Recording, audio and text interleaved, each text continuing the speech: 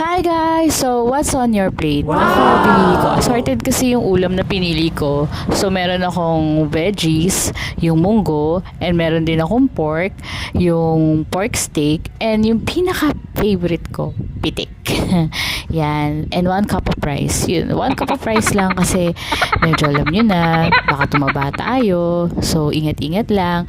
So, ito yung ulam ko for today. So, kayo guys, anong ulam nyo? Ano ba? Ilan pa yung kanin nyo? Marami ba?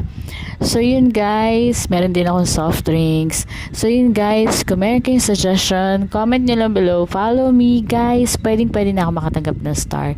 So, sana dumami pa yung mga followers ko kasi page yung gamit ko eh. So, medyo mahirap makahanap ng followers. Lalo na doon sa mga may mga malalaking group na sinasalihan ko.